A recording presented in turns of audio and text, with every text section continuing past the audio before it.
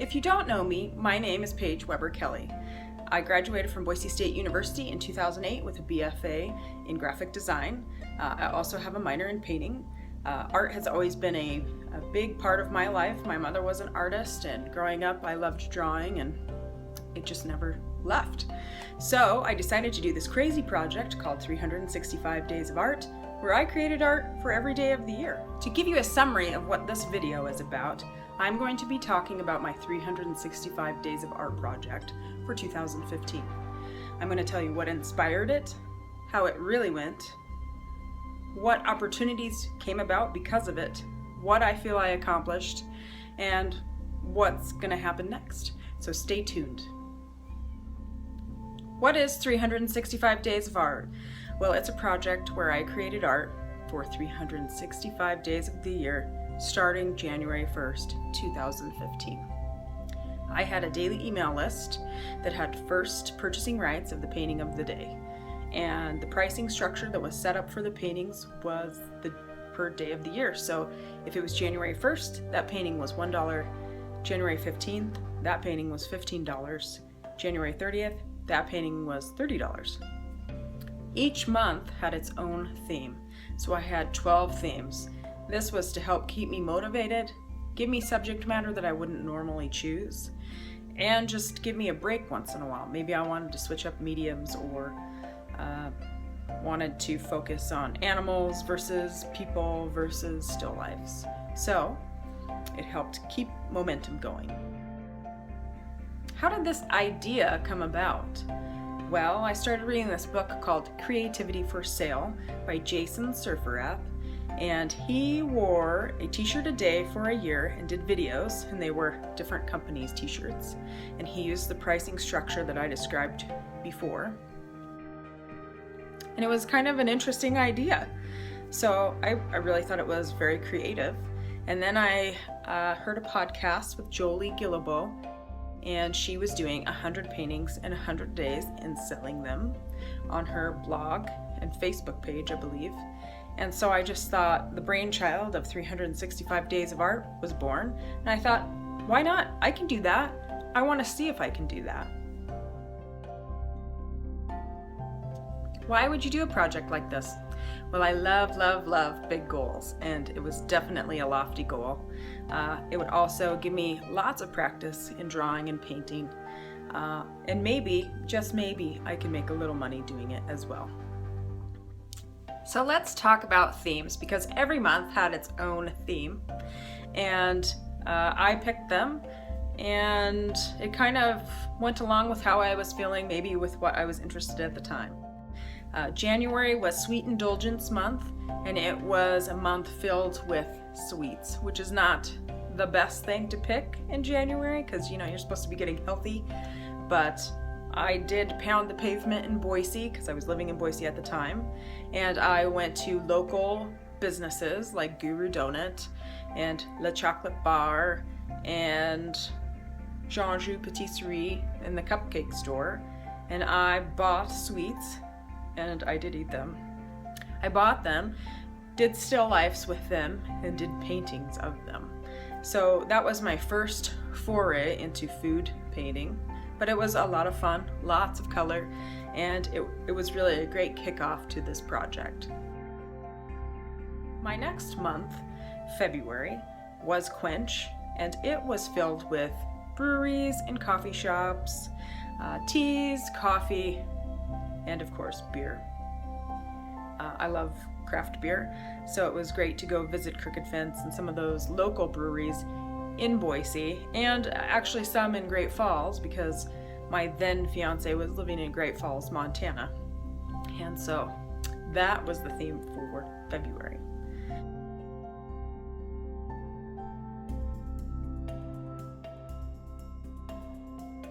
March, I embarked on what I call cult of portraiture.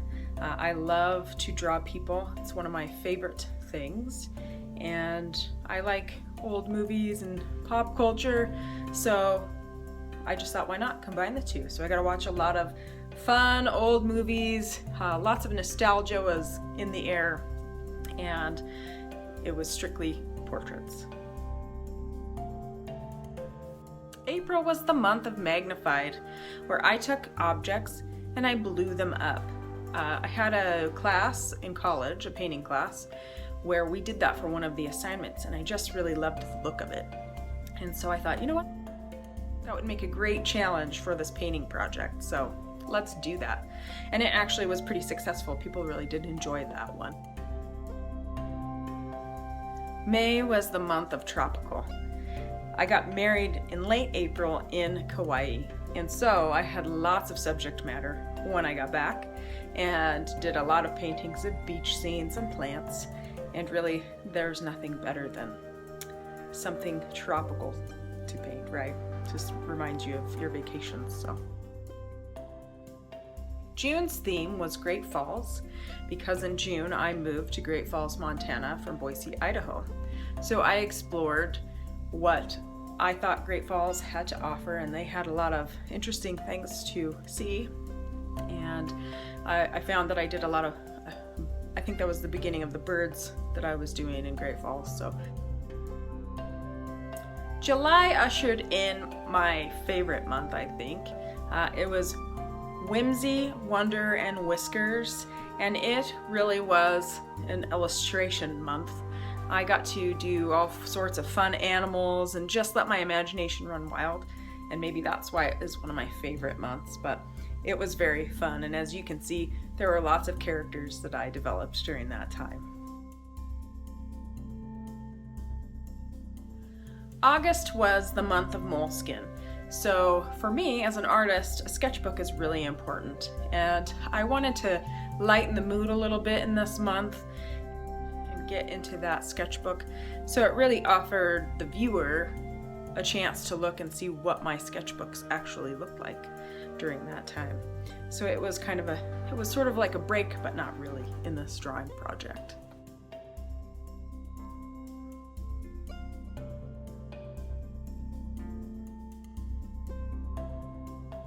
In September, I played with my graphic design roots. I explored lettering during this time, and I can tell you lettering is really hard. At least it was really hard for me, and I have a greater appreciation for lettering artists and sign painters. Man, it really takes some work. During this time, I actually attended a calligraphy conference in Bozeman, Montana, and really learned a lot, had a great time, and really have a lot of appreciation for folks who do that for a living.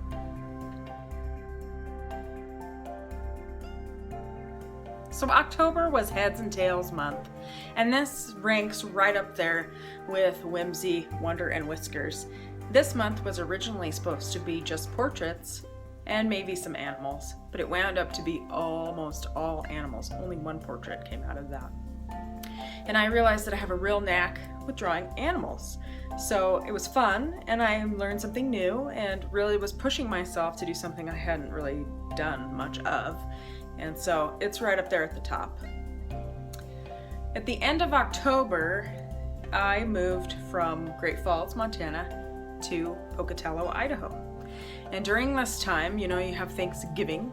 I decided November was going to be everyday gratitude. In moving, I found some sketchbooks and was flipping through them and noticed that I really enjoyed some of the simple drawings that I had put in there of just everyday objects. And I thought, this is perfect for November. I'm going to make it everyday gratitude and focus on one object and tell why I'm thankful for that object. December became the month of the rest of the story. Basically, it was kind of a catch-all for everything. I had gotten behind, so anything that was behind got put in this month. Because I moved twice, I had about 19 days that I eventually had to make up within the year, and in some in 2016. So I just kind of went for it and did whatever I felt like doing at the time, just to keep the momentum and to finish out the project. So it had a lot of Star Wars and some portraits in there, animal drawings. It was sort of a catch-all.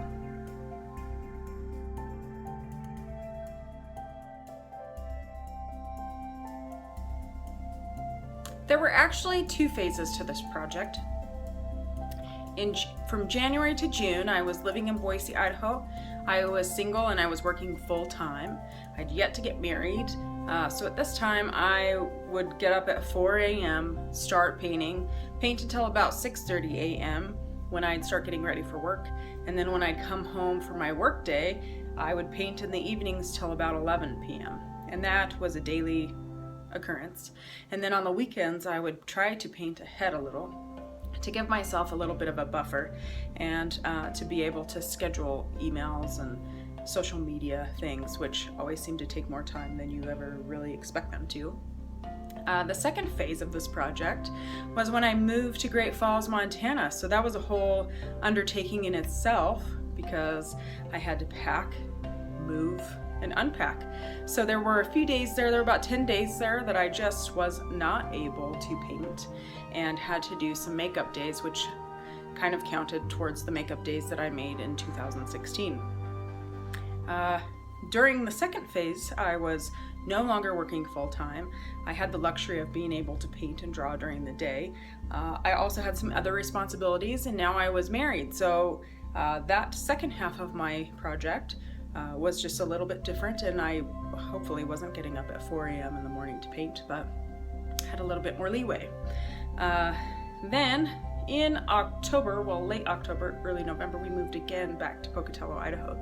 So I had another set of circumstances where I was moving, unpacking. So I had another period of time where I did not paint and had to make up those makeup days just to get settled and moved. So I completed the project out of Pocatello, Idaho. So I've had people ask me, how do you stay motivated? Well, it helped that I had the themes because they really did help me change it up. I also changed mediums, so I used at least, really I think I used over 5 mediums, and so it was kind of a learning process, right? It's like taking a grad course where you're really hitting it hard and trying to learn about mediums and illustration and everything. So it really was like taking a class. There was an article that came out about the project, and that helped keep me motivated because I didn't want to let anyone down. I wanted to succeed and get those 365 days in. There really was only one time that I seriously considered quitting this project. It was in September. I was away at a calligraphy conference or workshop, and I remember sitting on the edge of the bed in my hotel room just questioning, why? Should I quit this? Do people care? I don't know if I want to continue with this. But honestly, quitting was not an option for me. So I had my moment, my little pity moment, and then I got back on track, and I was so close to finishing anyway, I just motored on. If you followed this project at all, you would have noticed several changes to the plan. First of all, the first change to the plan would have been the pricing structure. What I quickly learned when I moved to Great Falls was I couldn't create larger pieces of work. What I was doing was already taking 3, 4, 5 hours to create in the sizes of 6x9 or 9x12. I just couldn't get bigger, and therefore I couldn't justify charging higher prices for smaller work. I also wasn't matting or framing any of the work that I was doing because I couldn't afford to do that for every piece, and it's just time consuming all the way around. So I changed the pricing structure to $99 per piece, and then eventually, as I started moving into the moleskin month, I eliminated the pricing structure altogether because it really took a lot of pressure off of me. I didn't have to create sellable work. So that was the first change. The second change was the daily email list. I can't quite remember when I quit sending a daily email. I kind of want to say I think it was August, September. And I started sending a weekly email, and then it became a periodic email because, we all get a bunch of mail. And even though I would get emails telling me, oh, we love getting the daily email, I just kind of wanted to give my followers a little bit of a break from that. And I wanted them to look at the email. So if you got one once a week, maybe you'd really look through it, whereas daily you might just delete it and move on. A lot of opportunities come my way because of this personal project. My very first opportunity was I was able to show my donut paintings at Guru Donuts grand opening. That was really cool. And I got some donuts too. Cool, right? So that was neat. And then that was in February. In March, I partnered with Idaho Brew Mag and gave one of their readers a print. So that gave me some exposure and a partnership with Idaho Brew Mag. In April, Catherine Jones of the Idaho Statesman did an article about my project, and that really got me a lot of new interest and subscribers to my email list, and I could never have expected to have something like that happen, but thank you very much, Catherine, because it was an awesome opportunity. And then just last month, January of 2016, I was approached by Raw Artists to participate in their signature show coming up in March, on March 24th in Boise. So I'm going to be showing a lot of the paintings that I created for my 365 Days of Art at their show. So I'll tell you more about that and give you a link to where you can get tickets and get more information later. Also, this month, I guess February 1st, I also, because of this project, had an opportunity to talk to the American Falls Art Guild. And that was a great opportunity for me to meet other artists and just talk about some of my work and the different mediums that I use. It was very enjoyable, and I really am thankful for that opportunity as well. You might ask, were there any surprises? There were, actually. One thing that really surprised me and warmed my heart was the response that I got from my followers, the folks that were on my email list, as well as people who were following me on Facebook and my blog. Often I would get emails randomly from people on my list, and it would just make my day. I loved hearing from you, and I always got positive feedback, and you made this project rock. So I just want to say thank you for following along and sending encouraging words of wisdom and just saying hey. Another surprise was that I didn't ever really realize that I had a knack for drawing animals. So I learned that because otherwise I would have never drawn any animals for any reason. That was a surprise. I also had a great opportunity to work with a variety of mediums that maybe I haven't even worked with for almost 20 years, dare I say. And I just had freedom and fun, and I just went for it. And so I love that. I got to a point where I really was just not afraid to fail, and I just had a lot of fun. And sometimes you just have to do that in art, right? You just gotta do it, fail, or maybe not fail, and go for it. Lastly, I rediscovered my joy of drawing. My mom always tried to encourage me to work with color, and in the last few years I really have strictly done that, worked with painting or pastels or something of that nature. And so going back to drawing was really a kick, and I really loved working with values a little bit more intensely, and it was just nice to do something different. So those were some of the surprises of this project. Would you do it again? Well, I would not change anything about 2015 at all. I would do it again. Moving forward, would I do it again? Probably not. I might do a doodle a day or a painting a week, but I think now that I've conquered this, I'm ready to move on to other things. So what's next? Well, I am going to continue to draw and paint. I'm taking it easy a little bit, so I'm kind of excited about that. If I go on vacation, I am going on vacation. And I will continue to paint and draw and try to do that daily if I can. If not, that's okay. I'm really looking forward to working on more creative projects, maybe combining some things from this project, working larger.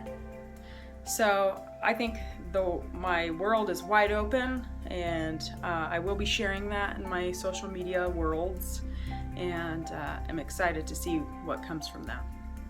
Also, I will, like I said before, be having this raw artist show, which I would love to have you come and join me for. It's at the Revolution Concert House, March 24th at 7 p.m. You can buy tickets below. I'll leave a link below. And come say hi. If you use the link below, you save $5, you support art, and you can come see me and we can chat. Well, final thoughts? Thank you. Thank you for following me in this project. Thank you for encouraging me and buying my paintings and just throwing opportunities my way. This was a great project.